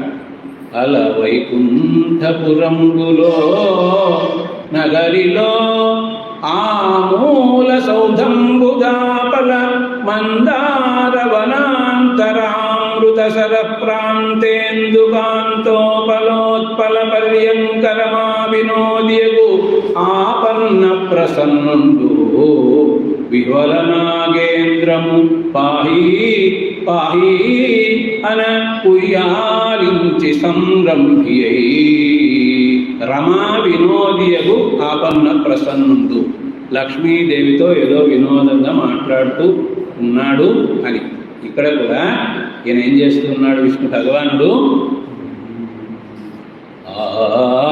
వైకుంఠములోని భర్మమణి సౌధాగ్రంబుపై లచ్చితాక్రేవన్ నర్మభాషణములం క్రీడించు పుణ్యం హరిన్ దేవాధీశ్వరుగాంచి ఓ వరదా ఓ దేవేశ ఓ భక్త విద్యాపరతంత్ర మానుపగదే చక్రానల జ్వాలలన్. లక్ష్మీదేవితో మాట్లాడుతూ వినోదంగా ఉన్నటువంటి విష్ణు భగవాన్ని చేరినటువంటి దుర్వాసుడు, అయ్యా నీవు వరదుడవు, దేవతలకు ప్రభు అయినటువంటి వాడివి, భక్తులను రక్షించుట అనేటువంటి కంకణం కట్టుకున్నటువంటి వాడివి కదా, నిన్ను శరణు వేడుతూ ఉన్నాను, నన్ను రక్షించవయ్యా అని అంటూ అక్కడ ఒక మాట చెప్తున్నాడు. నీ భక్తుడు అంబరీషుడని తెలుసుకోలేకుండా నేను తప్పు చేశానయ్యా, నా తప్పును క్షమించవయ్యా. ఓ విష్ణు భగవానుడా, నీ నామం ఒక్కసారి జపిస్తే చాలు, నరకంలో ఉండేటువంటి వాడైనా ఆ నరక బాధలు తొలగిపోయి నీ సన్నిధికి చేరుకుంటాడు కదా, నన్ను కాపాడవయ్యా అంటున్నాడు. నీ మహిమాన్నవంబు తుది నిక్కముగా ఎరుగంగలేక నీ ప్రేమకు వచ్చు దాసునకు క్రించుతనంబున ఎగ్గు చేసి నామరపున్ సహింపుమో అట నారకుడైన మనంబులో భవన్నామము చింత చేసిన అనంత సుఖస్థితి నందకుండునే. తప్పు చేశానయ్యా, మన్నించవయ్యా అని వేడుకుంటే ఆ దుర్వాసుని చూచాడు. మనకు గజేంద్ర మోక్షణంలో కూడా ఆ గజేంద్రుడు ప్రత్యేకంగా నీవే తప్ప ఇతపరం పెరుగ మన్నింపందగున్ దీనునిన్ రావే ఈశ్వర కావవే వరద సంరక్షింపు భద్రాత్మక అని వేడుకుంటాడు. అన్యథా శరణం నాస్తి త్వమేవ శరణం మమ. ఎందుకంటే బ్రహ్మదేవుడు ఏం చేయలేనన్నాడు, శివుడు ఏం చేయలేనన్నాడు, విష్ణు చక్రము విష్ణువు, కాబట్టి నీవే దిక్కు అంటూ వేడుకుంటూ ఉంటే విష్ణు భగవానుడు ఏమంటాడంటే, అయ్యా నేను స్వతంత్రులను కానయ్యా, పరాధీనుడను. ఎవరికి పరాధీనుడు అంటే భక్త పరాధీనుడను. భక్తుల యొక్క అధీనంలో నేను ఉంటూ ఉంటాను. నా భక్తుడు అంబరీషుడు, అతని అధీనంలో ఉన్నాను నేను ఇప్పుడు. మరి నీవు అంబరీషునికి ప్రాణాలు తీయాలి అని శక్తిని ప్రయోగించావు కదా, అందువలన నేను ఆలోచిస్తూ ఉన్నాను, నేను స్వతంత్రుడిని కాదయ్యా. భక్తులు ఏం చేస్తారంటే తమ యొక్క భక్తి అనేటువంటి తీగతో నన్ను గట్టిగా కట్టేస్తూ ఉంటారు. నేను ఆ వలలో నుంచి బయటికి రాలేనయ్యా, భక్త పరాధీనునయ్యా అని చెప్తూ ఉన్నాడు. చూడండి, చలమున బుద్ధిమంతులకు సాధులు నా హృదయంబు లీల దొంగిలి కొనిపోచుండుదురు. నా మనసు నా అధీనంలో లేదు. నా మనసు ఎవరి అధీనంలో అంటే భక్తుల అధీనంలో ఉందయ్యా. అఖిల్ విష భక్తి లతాచయంబులన్ నిలువగ పట్టి కట్టుదురు. కట్టేస్తూ ఉంటారు నన్ను, కాబట్టి నేను స్వతంత్రుణ్ణి కాదయ్యా అని తెలియజెప్తూ చివరికి ఏమంటాడంటే, నేను ఎప్పుడు ఏం చేస్తానంటే నా భక్తుల మేలు కోరుకుంటూ ఉంటాను. ఇందాక మనం అనుకున్నాం కదండి, యోగక్షేమం వహామ్యహం. కాబట్టి నేను నా భక్తుల మేలు కోరుకుంటాను. అంబరీషుడు నా భక్తుడు, అతని యొక్క మేలు నేను కోరుకుంటూ ఉన్నాను. ఆ మాట అంటున్నాడు చూడండి, నాకు మేలు గోరు నా భక్తుడగు వాడు భక్తజనులకేన పరమగతియు భక్తుడెందు జనిన పరతెంతు వెనువెంట గోవు వెంట దగులు కోడె భంగి. ఆవు వెళుతూ ఉంటే ఆవు వెంట దూడ వెళుతూ ఉంటుంది కదా, ఆ విధంగా నేను కూడా భక్తులు వెళుతూ ఉంటే భక్తులను అనుసరించి వెళుతూ ఉంటాను. అందువల్ల భక్త పరాధీనుని నేను. నా మేలు భక్తులు కోరుకుంటారు, భక్తుల మేలు నేను కోరుకుంటాను. భక్తులకు అపకారం చేసావు నీవు అంటూ ఇంకా ఏం చెప్తున్నాడంటే, భక్తులు ఏం చేస్తారంటే నన్నే నమ్ముకుంటారు. వాళ్ళ చుట్టాలను, పక్కాలను, మిత్రులను, ఇతరులను, కుమారులను ఎవరిని నమ్ముకోరయ్యా వాళ్ళు ఈ లోకంలో ఉండేటువంటి విషయాలన్నిటికీ ప్రాధాన్యత ఇవ్వకుండా నా సేవకే ప్రాధాన్యత ఇస్తూ ఉంటారు. తనువు మనువు విడిచి తనయుల చుట్టాల ఆలి విడిచి సంపదాళి విడిచి నన్నే కాని అన్యమెన్నడు ఎరుగని వారి విడువను ఎట్టివారినైనా. భక్తులు ఆ విధంగా నన్నే శరణు అంటారు. నేను తప్ప ఇక ఎవరు కూడా వాళ్ళకు తెలియదు. అటువంటి వాళ్ళని నేను వదిలిపెట్టను. వాళ్ళు ఒకవేళ దురాత్ములైనా కూడా వాళ్ళని నేను వదిలిపెట్టను. నన్ను అనన్యమైనటువంటి మనస్సుతో ఎవరైతే సేవిస్తూ ఉన్నారో అటువంటి వాళ్ళని. కాబట్టి నేను అంబరీషునికి మేలు అనేటువంటిది చేసేదానికే సిద్ధంగా ఉన్నాను. ఏ భక్తుడైనా సరే. ఇంకా ఏమంటున్నాడంటే, నా మనస్సు సాధులకు తెలుసు, భక్తులకు తెలుసు, భక్తుల మనస్సు నాకు తెలుసు. అందువలన మా ఇరువురి విషయాన్ని గ్రహించకుండా నీవు అపరాధం చేశావు.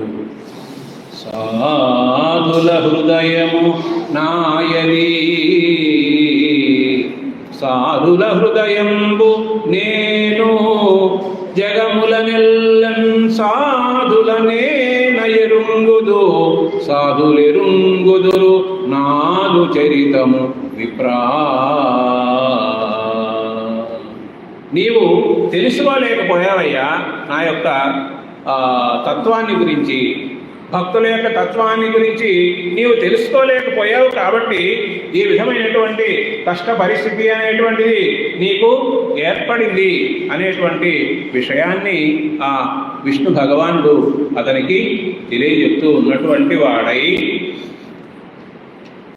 నీవు ఇక మీద ఎప్పుడూ కూడా భక్తుల జోలికి వెళ్ళడం అనేటువంటిది లేకుండా ఉండాలి. ఇంకొక మాట చెప్తున్నాడు, దారుణేశ్వరులకు తపము విద్యయు రెండు ముక్తి చేయుచుండు ముదముతోడా దుర్వినీతులైన దుర్జనులకు వారికి ఇవి అకీడు సేయకేలయుండు. లోకంలో తపస్సు అనేటువంటిది విద్య అనేటువంటివి గొప్పవే.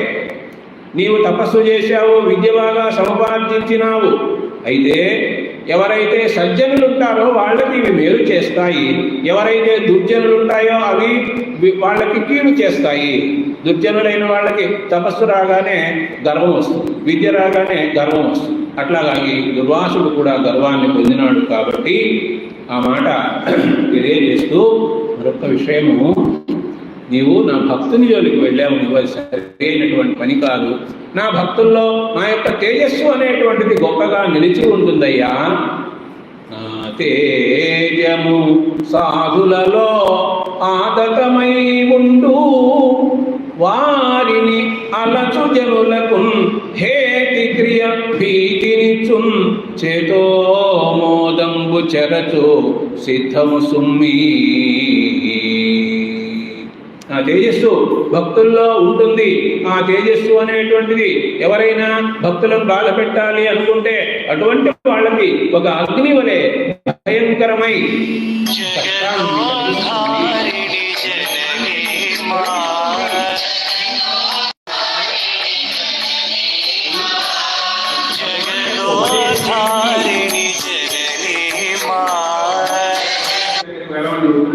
ఓ దుర్వాసుడా,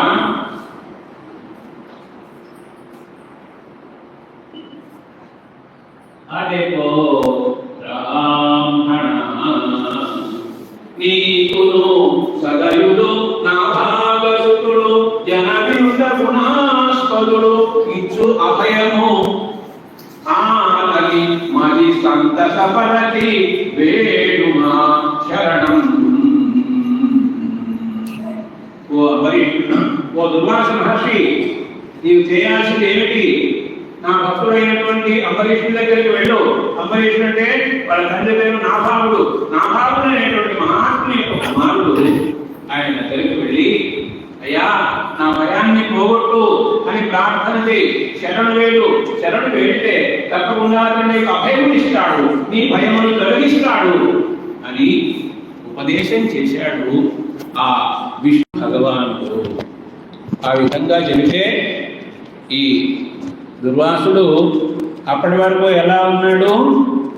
ఆ విష్ణు చక్రం అనేటువంటిది పీడిస్తుంది, బాధిస్తుంది, ప్రాణాలను తీసేస్తుంది అని భయపడుతూ ఉన్నటువంటి వాడు ఇప్పుడు అభయము ఇచ్చేటువంటి మార్గం కనిపించింది, ఉపాయం కనిపించింది.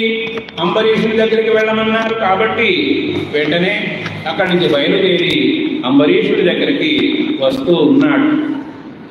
అని శ్రీవల్లభుడానతిచ్చిన మహోద్యచక్ర కీలావళి జనితాయాసుడు నిర్వికాసుడు ఉదిత శ్వాసుండు దుర్వాసుడు అల్లన ఏతించి సుభక్తిగాంచె కరుణాలావణ్య వేషున్ విదోషు నయోదారమనీషు మంజుమిత భాషున్ అంబరీషున్ వెసన్.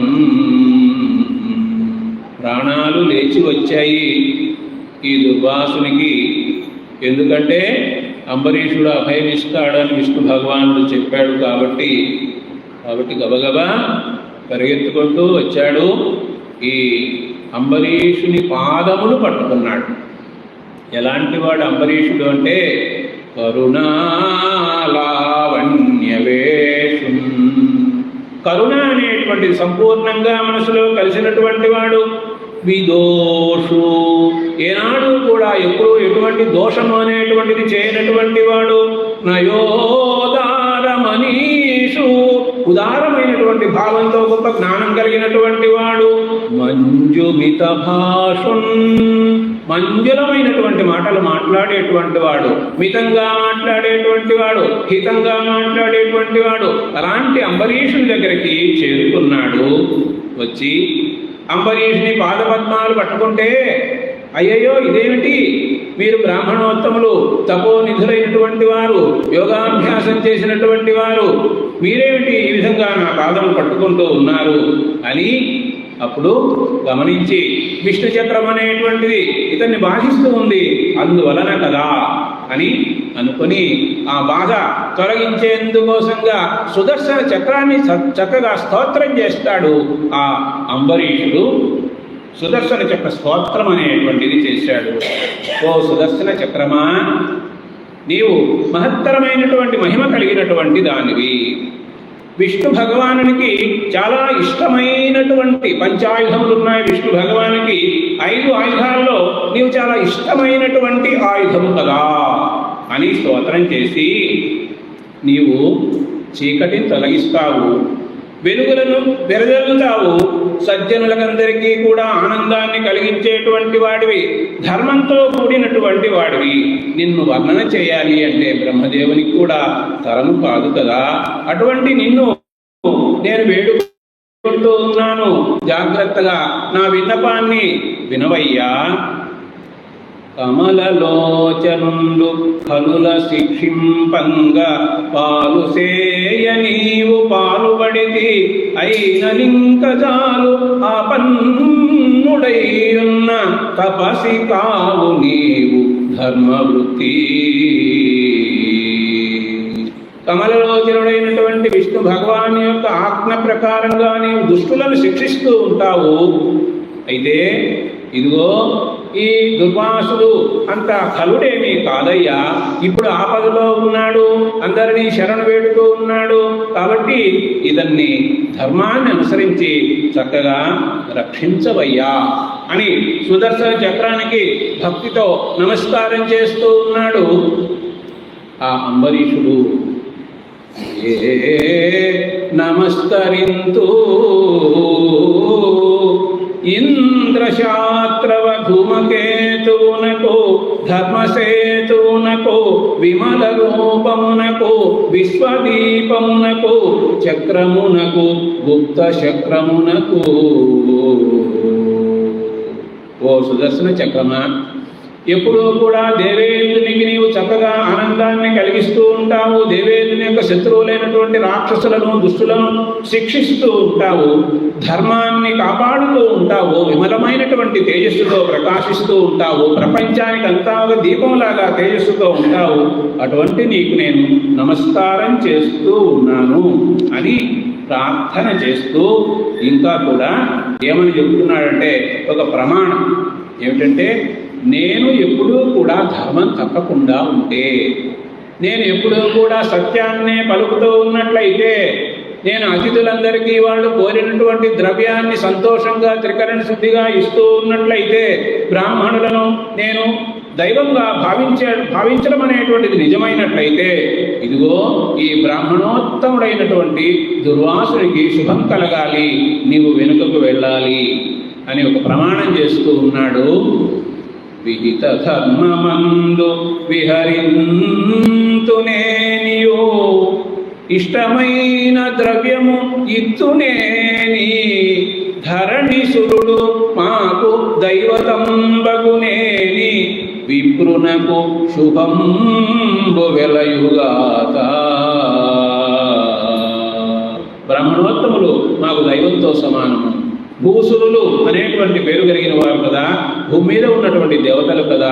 కాబట్టి బ్రాహ్మణోత్తముడైనటువంటి ఈ దుర్వాస మహర్షికి శుభం కలగాలి అంటూ ఇంకా కూడా ఇంకొక ప్రమాణము, నేను ఎప్పుడూ కూడా సకల గుణములకు నిలయమైనటువంటి విష్ణు భగవానునికి భక్తుడుగా ఉండడమైనట్లే నిజమే అయినట్లయితే, నా కొలువులో విష్ణు భగవానుడు ఎప్పుడూ కూడా ఉండడం నిజమే అయినట్లయితే, ఈ బ్రాహ్మణోత్తమునికి శుభం కలగాలి, సుఖం కలగాలి అంటూ సుదర్శన చక్రాన్ని చక్కగా ప్రశంస చేసి నమస్కరిస్తే, మరి ఆ మాట ప్రకారంగా ఆ దుర్వాసునికి శుభం కలిగే విధంగా విష్ణు చక్రము అనేటువంటిది వెనుకకు మరలి వెళ్ళిపోయింది. అప్పుడు దుర్వాసుడు ఎంతగానో సంతోషించాడు, ఆనందించాడు. ఆయన ఆ రాజు వైపు తిరిగి, అంబరీష మహారాజు వైపు తిరిగి ఏమంటున్నాడు అంటే, ఇప్పుడు దుర్వాసుడు అంబరీషునికి అపకారం చేయాలనుకున్నాడు. అయితే అపకారం చేయాలనుకున్నటువంటి దుర్వాసునికి కూడా ఉపకారం చేశాడు, ప్రాణభిక్ష పెట్టాడు, సుదర్శన చక్రం భయం తొలగించినాడు అంబరీషుడు. మనకు సుమతి శతకంలో ఒక పద్యం చెబుతూ ఉంటారు, ఎవరు మనకు ఉపకారం చేస్తే అటువంటి వాళ్ళకు మనం ఉపకారం చేస్తే అది చెల్లుబోతుంది, కానీ మన యొక్క గొప్పతనం ఏం కాదు. ఎప్పుడైనా ఎవరైనా మనకు అపకారం చేస్తే అపకారం చేసినటువంటి వాళ్ళకు కూడా మనం ఉపకారం చేసినట్లయితే అది నిజమైనటువంటి గొప్పతనము అంటున్నారు ఈ పద్యం. పిల్లలు ఎప్పుడు కూడా నేను కొన్ని శ్లోకాలు చెబుతూ ఉంటే భగవద్గీత శ్లోకాలు కానీ వీళ్ళు నోరు కదిలిస్తూ ఉంటారు. చక్కగా భగవద్గీత మన పురుషోత్తమ స్వామి వారి శ్లోకాలన్నీ కూడా నేర్పించారు కాబట్టి అలాగా ఇప్పుడు కూడా ఈ పద్యం అంటే ఉంటుంది. ఉపకారికి ఉపకారము విపరీతము కాదు సేయ వివరింపంగా, అపకారికి ఉపకారము నెపమెన్నక చేయువాడు నేర్పరి సుమతి. అపకారం చేసిన వాళ్ళకు కూడా ఉపకారం అనేటువంటిది చేసినటువంటి వాడే గొప్పవాడు అంటారు కదా. అందువలన ఓ రాజా, అంబరీష మహారాజా, నీవు నా తప్పును క్షమించినావయ్యా, నాకు మేలు చేకూర్చినావయ్యా. నీవు ఎట్లా అనుకుంటే అట్లా జరుగుతూ ఉంది. విష్ణు భగవానుని ఆ విధంగా నీవు సేవించినావు. విష్ణు భక్తులలో నీవు చాలా గొప్పవాడివయ్యా. విష్ణు పాద సేవ ఇంత గొప్పగా నీవు చేశావనేటువంటి విషయం నాకు తెలియదయ్యా. నాకు ఎంతో ఆశ్చర్యంగా ఉందయ్యా. అరుదు నీబోటి భక్తులు భాగవతోత్తములు ఉన్నారు అంటే అరుదు అని నేను అనుకుంటూ ఉన్నాను.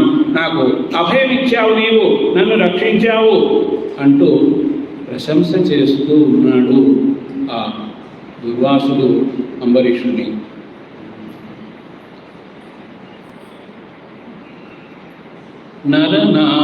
నరనాథోత్తమా మేలు చేసిది గదా నా తప్పు మన్నించి, శ్రీహరి పాదాబ్జములు ఇంత ముట్టగొలుతే ఆశ్చర్యమో నిన్నచో అరుదండ్రే నినుబోటి సాధులకు తానై ఇచ్చుటల్ కాతుటల్ సొరిదిన్ నైజ గుణంబులై సరసవచుంగాదే మిత్రాకృతి.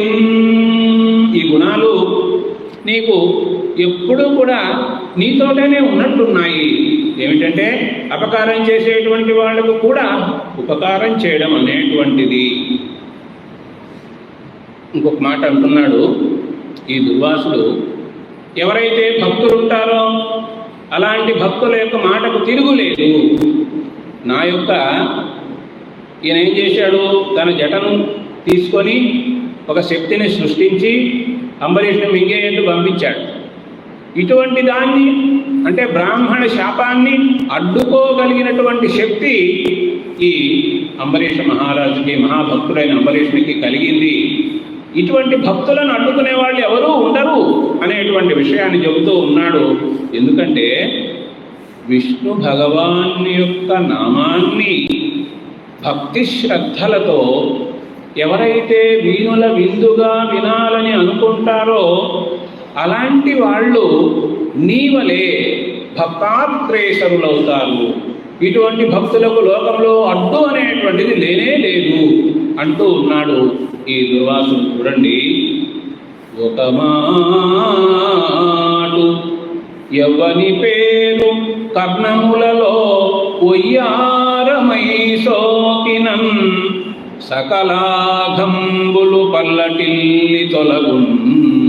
చెవిలో వినపడితే చాలు సకల అఘంబులు, సమస్తమైనటువంటి పాపములన్నీ కూడా విరిగి దూరం అయిపోతాయి. సంభ్రాంతితో అట్టి సత్సుఖం మంగళతీర్థపాలు హరి విష్ణు దేవదేవేషు తానకలంక స్థితి గొల్చు భక్తులకు లేదు అడ్డంబు రాజేశ్వరా. నీవు అటువంటి వాడయ్యా, అటువంటి భక్తులకు అడ్డమే లేదయ్యా. వారిని ఎవరు కూడా బాధించలేరు.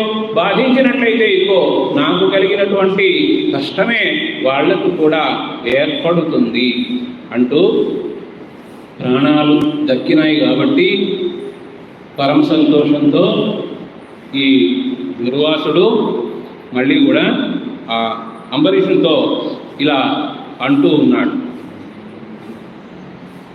తప్పులోని చక్రపావక దాహమున్ బెడబాపితో ఉప్పు నొప్పు భవదయారసమో నరేశ్వర ప్రాణముల్ చెప్పమున్ పోయి క్రమ్మరజేరే ధన్యుడనైతి నీకెప్పుడున్ శుభమౌను కోరెద ఇంక పోయద భూవరా. ఓ రాజా, నీవు ఇప్పుడు చేసినటువంటి గొప్ప పని ఏమిటి అంటే దయ అనే గుణంతో ప్రవర్తించినావు. మనం ప్రారంభంలో అనుకున్నాం, చేతులారంగ శివుని పూజింపడేని నోరు నవ్వంగ హరికీర్తినుడు అనేని దయయు సత్యంబు లోనుగా తలపడేని కలుగనేటికి తల్లుల కడుపు చేటు. దయ అనేటువంటి గుణము ఇక్కడ అంటున్నాడు. అయ్యా, నీవేం చేశావు ఇప్పుడు? భవద్దయారసమో నరేశ్వర, నీ యొక్క దయాగుణం చేత నా ప్రాణములు కాపాడబడ్డాయి. మళ్ళీ ఇప్పుడు నేను జీవించి ఉన్నాను, ధన్యుడనయ్యాను, నీకు శుభం కలుగుగాక అని ఆ బ్రాహ్మణోత్తముడు దూషించినటువంటి నోటితోనే ఇప్పుడు చక్కగా ఆశీర్వదించేటువంటి పని చేస్తూ ఉన్నాడు. ఇక్కడ ఈ దుర్వాసుడు తపస్సు చేసినవాడు, యోగం చేసినటువంటి వాడు, చక్కగా శాస్త్రములు చదివినవాడు అయినా కూడా కోపము అనేటువంటి దుర్గుణానికి బానిస అయిపోయాడు. మానవులకు కామము, క్రోధము, మోహము అనేటువంటి 3 దుర్గుణాలు ఉన్నాయి. క్రోధం అంటే కోపం, కామం అంటే విపరీతంగా అన్నీ నాకే కావాలని కోరుకోవడం, మోహము అంటే ఈ లోకంలో ఉండేవన్నీ శాశ్వతములు అని భ్రమలో ఉండడమే. అయితే వీటి గురించి ఏం చెప్తారంటే, ఈ గుణాలు కామము, క్రోధము, మోహము అనే గుణాలు గజ దొంగలు. ఈ గజ దొంగలు ఏం చేయడానికి సిద్ధంగా ఉంటారంటే, మనిషిలో జ్ఞానము అనేటువంటి ఒక రత్నం ఉంటుంది. ఈ జ్ఞానం అనే రత్నాన్ని దొంగలించుకొని పోవాలి అని ఈ 3 దొంగలు అనుకుంటూ ఉంటారు. కాబట్టి ఆ 3 దొంగల విషయంలో జాగ్రత్తగా వ్యవహరించాలి మానవుడు. 3 దొంగలు ఎవరంటే, కామము, అన్ని నాకే కావాలని కోరుకోవడం అనేది, క్రోధము, కోపం. ఇంకో దుర్వాసునికి అనవసరంగా కోపం వచ్చింది, ఎందుకంటే తెలుసుకోలేదు ఆయన, అంటే ఆయన పాలన చేశాడు అనేటువంటిది తెలుసుకోకుండా కోపగించుకున్నాడు. అలాగే మోహము, ఈ లోకంలో ఉన్నటువంటి వస్తువుల మీద మోహము అనేటువంటిది చెప్తారు శ్లోకంలో. ఏమిటంటే, కామః క్రోధశ్చ మోహశ్చ దేహే తిష్టంతి తస్కరాః జ్ఞానరత్నాపహారాయ తస్మాత్ జాగ్రత్త జాగ్రత్త.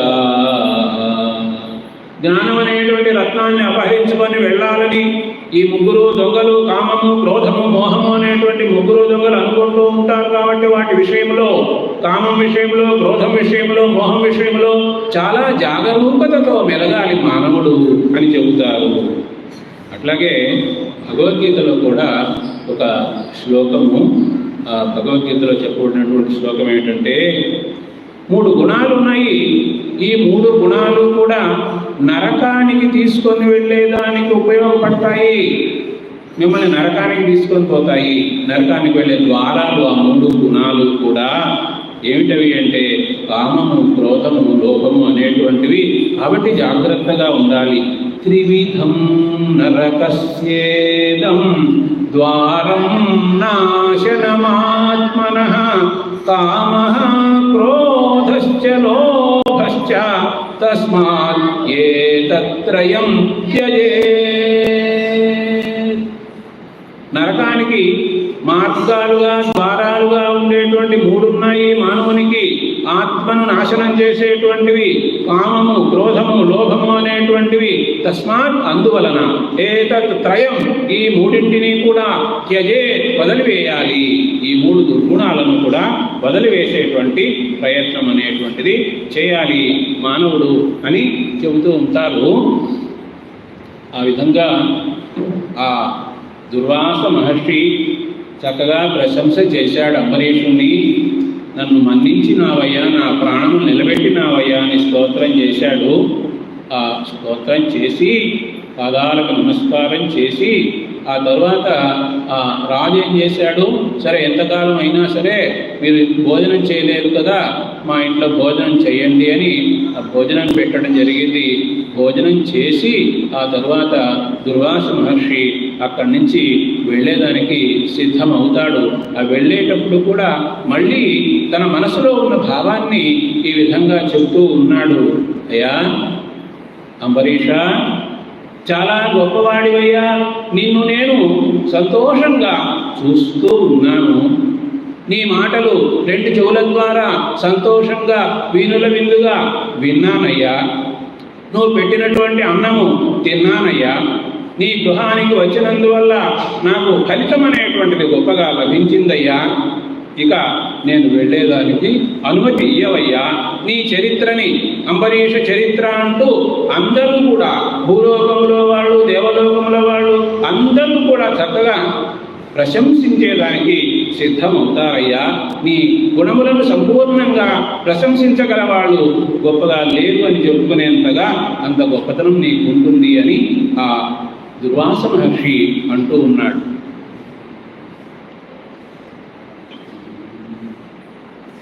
కండిన్నేటికి నిన్ను నీ వచనముల్ కర్ణద్వయిన్, నీ వచనముల్ కర్ణద్వయ ప్రీతిగా వింటిన్. అన్నము కొంటి నీ గృహమునన్ వేకన్ ఫలం బబ్బే నేమంటిన్. ఓయదా నీ చరిత్రము అమరుల్ మత్యుల్ సుఖాసీనులై మింటన్ మేదిని సనుతింపగలరు ఈ మీదన్ నరేంద్రాగ్రణి. ఆకాశంలో ఉండేటువంటి దేవతలు, భూమి మీద ఉన్నటువంటి మానవులు అందరూ కూడా నిన్ను చక్కగా ప్రశంసిస్తారయ్యా అని ఆ రాజు ఇచ్చినటువంటి భోజనాన్ని చక్కగా సంతృప్తికరంగా ఆ భూమిసురుడైనటువంటి ఆ దుర్వాస మహర్షి భుజించినటువంటి వాడై, అయితే ఏమనుకుంటూ ఉన్నాడు అంటే,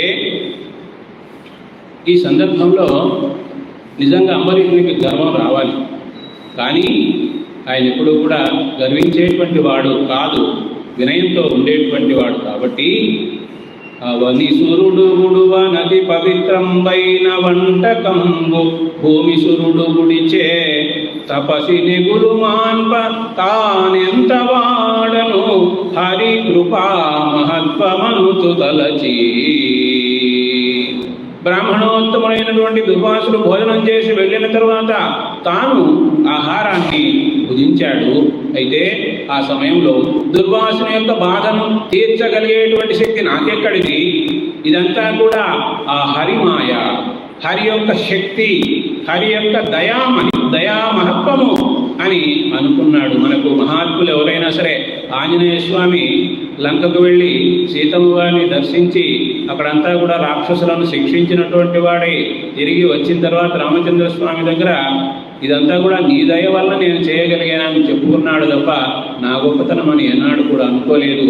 కాబట్టి మహాత్ములు ఎప్పుడు కూడా వినయంతోనే ఉంటూ ఉంటారు. కాబట్టి చివరి సమయంలో కూడా ఈ అంబరీషుడు ఏ విధంగా ప్రవర్తించాడు అంటే,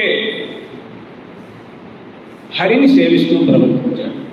ఎవరైతే హరిభక్తి కలిగి ఉంటారో వాళ్ళకి అన్ని విధములైనటువంటి శుభములు అనేటువంటివి కలుగుతాయి అనేటువంటి భావనతో నిత్యము కూడా ఇంతకుముందు మనం అనుకున్నట్లుగా హరి అని సంభావించును అన్నట్లుగా నిత్యము కూడా హరినామస్మరణ చేస్తూ ఉన్నటువంటి వాడై ఆ అంబరీషుడు ఆయన భగవద్ అనుగ్రహాన్ని పొందినాడు. ఇక్కడ ఆ తరువాత మరి వృద్ధత్వం అనేటువంటి వచ్చిన సమయంలో ఆయన తన సంతానానికి ఆ రాజ్యాన్ని అంతా కూడా అప్పగించినటువంటి వాడై మరి తపస్సు చేసుకునేదానికి వెళ్ళాడు. ఇలాంటిది ఈ అంబరీషుని యొక్క చరిత్ర.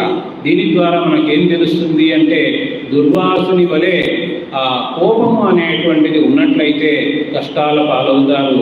అలా కాకుండా అంబరీషుని వలె త్రికరణ శుద్ధిగా భగవంతుని సంపూర్ణంగా విశ్వసించినట్లయితే భగవంతుడు మన యోగక్షేమాలు చూస్తాడు అనేటువంటి విషయము చక్కగా బోధపడుతుంది.